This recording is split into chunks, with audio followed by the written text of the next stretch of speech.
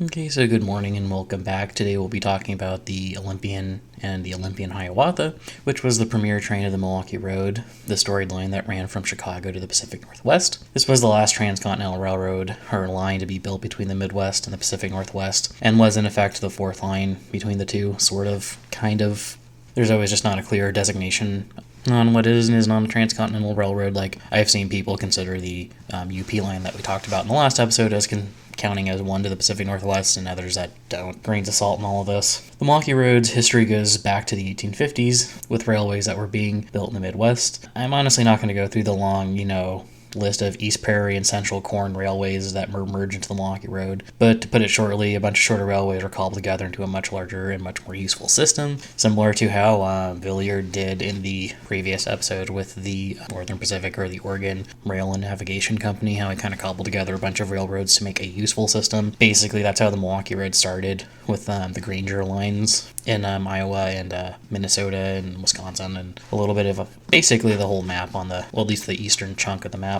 In the late 1890s, the Milwaukee Road thought that it needed to expand to Washington in order to maintain its place as a regional shipper. The board of the Milwaukee Road studied extending the system to the West Coast. In 1901, the study came back showing that they could extend to the state of Washington, and it would cost $45 million. And then the board dithered for a few more years and approved it in 1906 for the cost of $60 million. And the entire Pacific Extension, as it became known, was built in 3 years. And this was 2,300 miles of railroad constructed in 3 years for the equivalent of about $1.4 billion, or $608,000 per mile, which is significantly less than what it would cost now. So, among the many features of the Pacific Extension, the main ones were that it made 5 mountain crossings, and it was said to be one of the best engineered railroads in the U.S. at the time, especially for a mountainous transcontinental link. And it was also noted as being one of the most scenic railroads in the U.S. And hopefully, I've popped in a picture of that, or at least of the painting of one of their electric engines going over a bridge, I believe, somewhere in Montana or Washington. The mountain crossings did make this into the most scenic route in America, but it also presented some troubles with running the trains.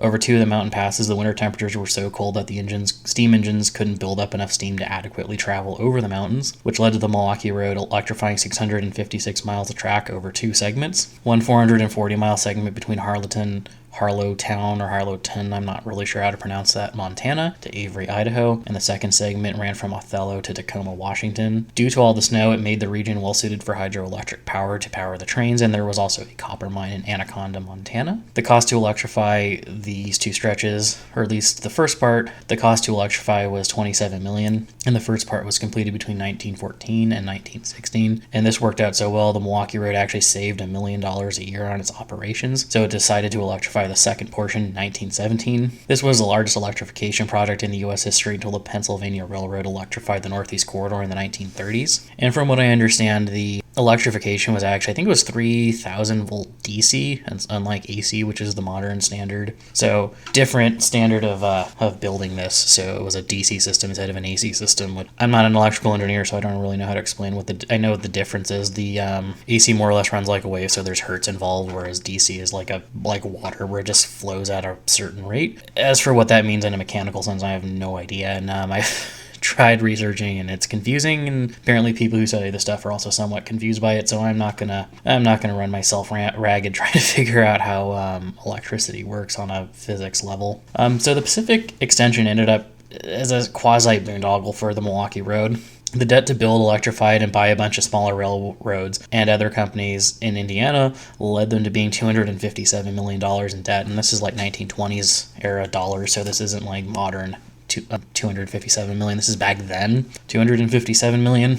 The railroad had sold bonds and tried to balance all of its debt, but by the 1920s, the projected traffic on the Pacific Extension haven't materialized by then, and the bonds were coming due. And in 1925, the Milwaukee Road declared bankruptcy and reorganized the company. The railroad started off in a much better position and started to do better. It launched the luxury Olympian trains, and it actually did run trains at 100 miles per hour. It opened hotels and resorts, and even opened its own route to Yellowstone called the Gallatin Gateway, which I did mention briefly in the video on railroad resorts. Hopefully I remember to link that. But this success didn't last, and the Depression took its toll on the railroad's finances, and it declared bankruptcy again in 1930. 1935 and was in administration until December of 1945. So basically it went from like the peak of the Depression all the way through the Second World War, basically under bankruptcy protection or bankruptcy organization. And since I mentioned the fact that it had passenger trains and resorts, this brings us into the discussion of the passenger trains themselves. So this is going to bring us to the story of the passenger trains along the Pacific Extension. As mentioned, at least for this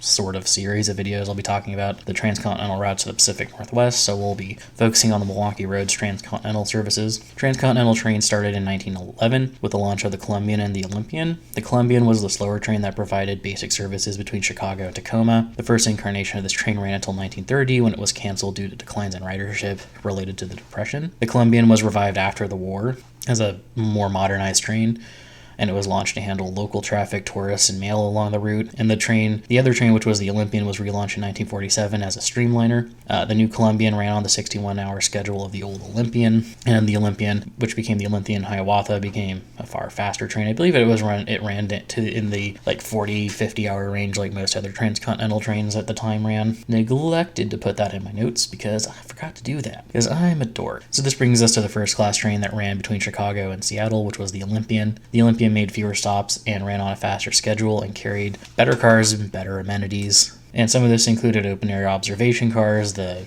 observation, and this was basically kind of like, if you've ever seen a tourist railway, hopefully I'll remember to chuck a picture in, but it was basically an open air car. And they also had the open end observation cars, which was also another feature of first class trains at the time. They also had through cars on the Gallatin Gateway to the Yellowstone National Park, it was close to Yellowstone. Basically it got close enough for people to visit. And also this was the first train in the Milwaukee Road system to have Pullman sleepers, as far as I can tell. Don't quote me on that, I haven't like fully researched some of their older trains or their older Twin Cities Chicago trains, which may have had Pullman service. I'm not entirely sure the time of writing. This train ran on it as a heavyweight on a faster schedule that started out at 72 hours and was eventually whittled down to 61 by the time it was relaunched as a streamliner in the 40s. And as mentioned, they relaunched the Olympian as the Olympian Hiawatha in 1947 with a mix of home-built cars and heavyweight cars. And the Milwaukee Road was one of the few railways that actually built a lot of its own equipment, and most notably the rail cars. And then they also did order some cars from Pullman for their sleeping accommodations. Some of their cars that they did build themselves, which were notably very famous, were the beaver-tailed observation cars, or skytop sleeper lounges as they were called. Other unique cars they had to their system was the full-length dome cars, which are amongst the first cars that the Milwaukee Road had ordered from Pullman instead of building themselves, But back to the observation car, the beaver-tail one. So these cars came in a few different arrangements. Some of them were parlor cars that were either club lounges, which basically meant that they were just there as like extra coach space, and some of them had double bedrooms. The club cars debuted on the Twin Cities Hiawatha, which to serve as a lounge for that train, and these cars had the dome-style seating in the back, like the parlor, like swivel chairs. And these were basically the Milwaukee Road's version of the round-in observation car, which brings us to the topic of the Hiawathas in general. I will make a more detailed, hopefully, video about the Twin Cities Hiawatha in the future, but we'll just give a general overview for now. The Hiawathas were designed by a man named Otto Kohler. I'm not gonna like butcher that name anymore. Who was an industrial designer that designed the Baltimore and Ohio's Capital Limited. And the Hiawathas may not have been the first streamliners, but they were some of the most innovative trains running. They were the first express trains that ran between Chicago and the Twin Cities, and were very famous along that route, along with the Chicago Northwestern's 400 trains. These trains were some of the fastest trains in the country, and they ran the 420 miles in 7 hours. This was even faster than the Coast Daylight, which ran 475 miles in 9.5 hours after it was dieselized. These trains may have been regional streamliners, but they did in a way set the standard for the Milwaukee Road and other streamliners of the region, which they replicated in 1947 on the Olympian Hiawatha. And also I would note that these trains actually did run with steam engines for a brief, at least for the pre-war times, which is kind of unusual because some streamliners actually did get dieselized. Like I know the UP and the Santa Fe ones I think always ran with diesels, whereas some, like the Milwaukee Road and the SP did, have streamlined steam engines, which just for a note that they also had these in their pre-war trains. So the Superdomes, which were, as I mentioned before, one of the first first pieces of equipment that the Milwaukee Road ordered from Pullman, ran on various trains and in various arrangements across the U.S. They were the only full-length dome cars to run on IUS Railroad as far as I know, at least brand new. Milwaukee Road bought 10 of them. Some were lounges and some had sleeper compartments in them, and these cars ran over the Milwaukee Road, but they didn't dampen the buzz of having like full-length dome cars. Or wait, though, they rode rough over the Milwaukee Road, meaning, they were bouncy or not particularly comfortable, but they did give a big buzz for the Milwaukee Road, because basically until the Superliners were built, there was really, or honestly I think maybe the high-level cars, there really wasn't something similar to this running on U.S. railways at the time. So big buzz, and also it was one of the most scenic railways, so it had a lot of dome seating space, and it's a very scenic route. Some of these cars were eventually sold to Canadian National, which found its way to Via Rail and formed it up in Amtrak's hands, and all of these cars were out of regular service by 1980, and from what I can tell, one is still in service on the Napa Valley Wine Train. As time went on, the Milwaukee Road and its transcontinental trains were in steep decline. The Columbian was canceled in 1955 due to its declining ridership, and the Olympian Hiawatha was canceled 6 years later in 1961. According to some records, the Hiawatha took in more revenue than the Northern Pacific's competing train, but it was canceled instead of limping on until Amtrak's creation 10 years later, which leads us to the story of the decline of the Milwaukee Road as a business. According to some numbers, by the way, the Hiawatha generated $6 million in revenue, but lost $2 million, which is like a 25% loss on its passenger service, which I think at this point, Olympian Hiawatha was like its big one. Although I do think the Twin Cities Hiawatha did limp on until Amtrak was created, but its transcontinental service didn't. The decline of the Milwaukee Road can be shown in a few different events throughout the railroad's history. The Milwaukee Road was in a very similar situation as the Rock Island. It was a Granger Railroad competing not only against the Rock Island, but the Chicago Northwestern, the Illinois Central, and then the Chicago Burlington and Quincy. And at the time, agricultural traffic was stagnant to declining, especially as the 50s wore on. So a lot of their freight business was slowly declining. Them being in a rural area, a very remote rural area, I might add, they didn't really have the other business to sustain them, and the only other real value of their rail would be to run trains all the way across the country, because their mid-market was not very fruit-bearing or fruitful. But anyways, before this became a problem, and before cars were really around, a lot of states needed a lot of railroad coverage, and it was noted that in Iowa you couldn't go 10 miles without running into an active rail line. But as time went on and there was more mechanization and more cars, these routes became a lot less necessary, which meant you had a lot of infrastructure to maintain, with seasonal and declining revenue, with occasionally mail service as a maybe. And given how the population distribution is in a lot of the U.S., this meant that there were few people to serve, with incredibly spread out demand, with a high density of operators and potential competition, which became a problem, especially as cars became more useful, or basically the road network grew, so that meant the trains had more competition with each other, which meant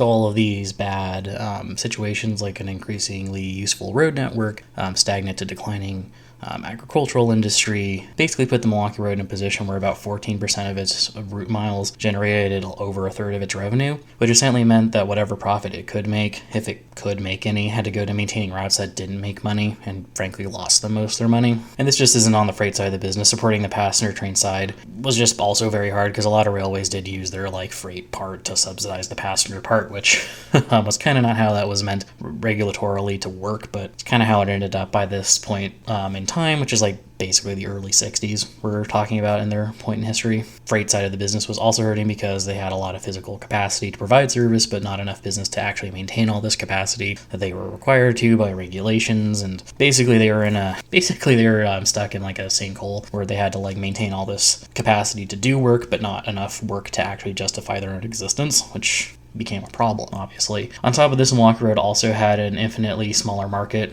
as mentioned, in the Northern Pacific or the Great Northern, to support itself on. Both of the Milwaukee Road's competitors had more middle-of-the-route traffic since its areas got settled more heavily, since they were built when there were still a lot of people coming into the U.S., not to mention the Northern Pacific also got land grants to sell to settlers, which meant they also got a lot populated a lot faster. And I also do believe to this day the Northern Pacific route is actually more populated than the old Great Northern route, and this is generally down to getting land grants, which attracted more farmers and other people, which built towns and had things they needed shipped, like farms and farm produce and cattle and just stuff, because businesses, which just meant the Northern Pacific had more business. The Great Northern Line, despite not getting land grants, was also a far flatter route for most of its journey than either the Northern Pacific or the Milwaukee Road, which made shipping cheaper, which helped the bottom line a lot more than the savings the Milwaukee Road got through electrification. And I also do think there was a brief part through one of the tunnels of the Great Northern through through the Cascades that was electrified, because it's like I can have like a 10-mile tunnel there or some crap like that. Again, that'll it's like 2 or 3 videos down the line is when I'll have the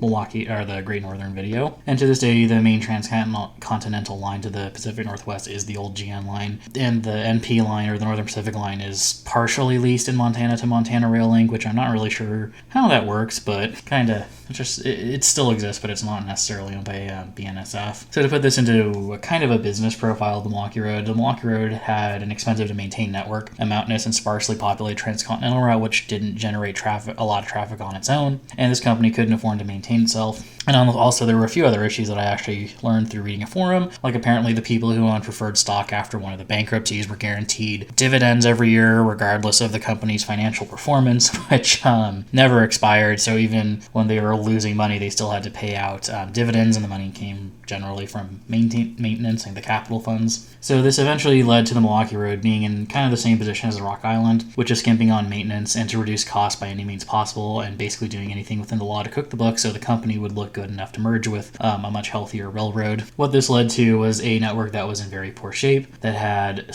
very little traffic and was in decline, which meant, and also the physical capacity and the physical nature of the route was also in decline, which meant trains were becoming late and the schedules were becoming longer, which drove away traffic. And eventually they saw their electrified part of the network as being more valuable as scrap than as, a working part of the system, because by that point, diesels could basically make it over the line without problem. So in 1974, they decommissioned the electrified sections and scrapped them, and then 2 years later was the gas crunch, which really sucker punched their finances. And much like the Rock Island, the merger they were relying on never came, and the railway went bankrupt in the 1980s and was subsequently massively dismantled. And for reference, during its early to mid 1980s bankruptcy, 3/4 of its miles were either sold or abandoned, and this included the Pacific extension to west of, I believe it's Miles City, Montana, or Terry, Montana. Basically, or west of that rather, was decommissioned or just completely abandoned. So its line through Montana and into the Pacific Northwest is just gone now. And eventually, what was left of them was bought by the Sioux Line, which is now a subsidiary of Canadian Pacific. Actually, I think it even was back then too, just for the sake of historical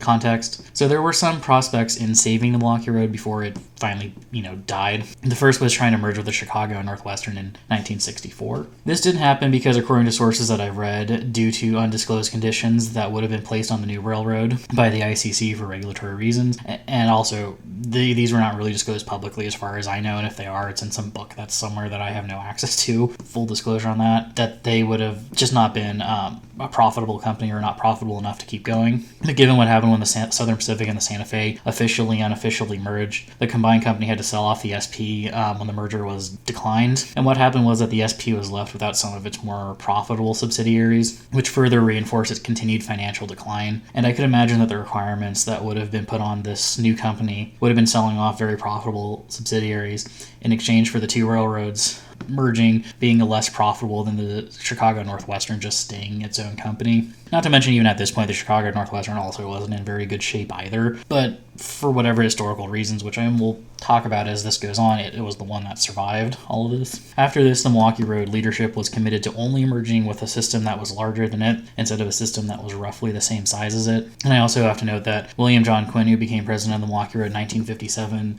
was noted as being fairly inexperienced at the time he came into his position and was fixated on merging with another railroad. The attempt at saving the Milwaukee Road was when the CN and the Chicago Northwestern offered to sell itself to the Milwaukee Road, and they refused, and by this I mean Quinn, because he only wanted to be part of a larger system. And by the 1970s, there was a half-hearted attempt to get the Milwaukee Road to become part of Conrail, sort of, or get bailed out by, I think, Montana, but they didn't really have the money to do it. And the feds were, by that I mean Congress, didn't really care to do anything, and Montana couldn't really do much to preserve the Pacific extension from where it ended in Miles City to, I guess, Spokane. I'm not really sure where it really ran to in that part of the country. And this is basically the time when it went bankrupt and they cut 75% of their rail miles and then eventually sold themselves to Canadian Pacific a few years later. But this also brings up the question in a lot of rail circles, could have anything have been done to save the Pacific extension? And this is a question that that gets brought up a lot, kind of like with slumber coaches and other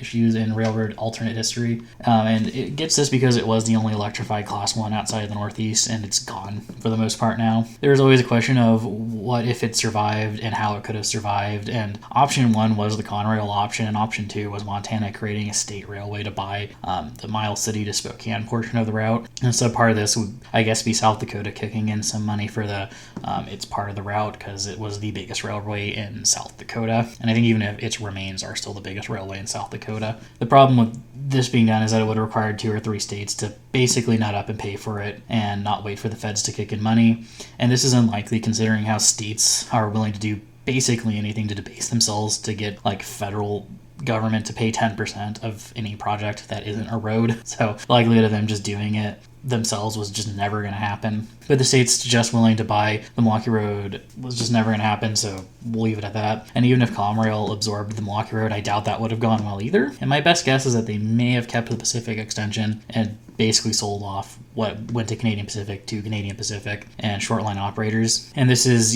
an if, because Conrail basically only cared to preserve the Penn Central parts of itself and not really the other railways it absorbed, which led to the loss of the Lackawanna Cutoff and a bunch of other routes in the Northeast, because Conrail only cared about the Penn Central. My best guess is, looking at this and kind of going back to the video on the Golden State where I talked about the Rock Island and its problems, was that the only way really to maybe save the Milwaukee Road would have been if, because the Rock Island and SP did talk about merging, and they also did with the Milwaukee Road as well, that if the Rock Island had gone for the merger with the SP more than the UP, that the SP Rock Island merger probably could have gotten through the regulatory process, whereas it didn't with the UP, which ultimately led to the Rock Island's demise. But that if they'd merged with the SP and it had gotten approved, that the seeing this could have shocked the Milwaukee Road into trying to merge with someone other than the UP or the BN, because that was basically their out, was to merge with one of them. And the SP Rock Island would have made a decent enough merger, because the SP and the Rock Island did have a bunch of other places besides Tucumcari where they could have exchanged traffic with each other, which would have made a good case for a combined system, because the SP would have had the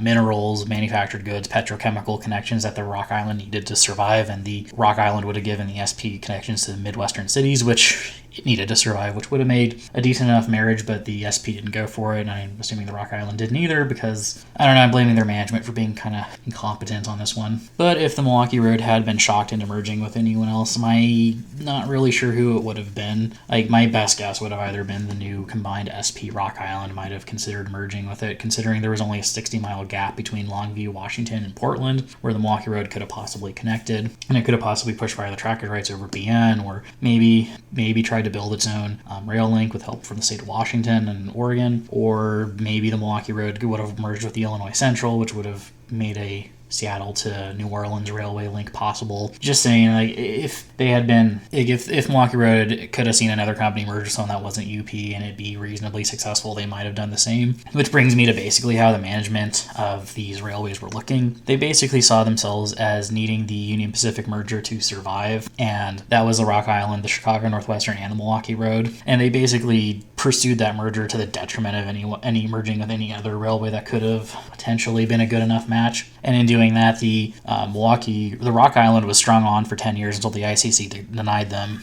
which basically blocked the Milwaukee Road from trying to merge, and that was all basically done by the 3 railways together to basically preserve their business. And that ended up with both the Milwaukee Road and the Rock Island dying, and the Chicago Northwestern, because I guess it had good enough management, which would probably be my explanation, and it had the connection with the UP, that it eventually was the one that survived. And this is largely down to management. But anyways, that is where I'm going to leave it here, and I hope you did enjoy, and we'll be in for the next one. And the next one is probably going to be the Northern Pacific, North Coast Limited, and how they got built, so stay tuned for that one. And I hope you did enjoy, and thank you for watching, and thank you for subscribing, because I just checked, and I think I'm at like 20 subscribers now, so thank you for subscribing. I'm still trying to work on the whole talking slower thing, and if that's a problem, I'm sorry, but I'm trying to work on it. Just thought I'd mention that again, because I haven't really been mentioning it in the past videos, and I don't always, and I record these like months at a time, so just mentioning that. So anyways, I will see you in the next one about the Northern Pacific and its transcontinental services, and hope you enjoy your day.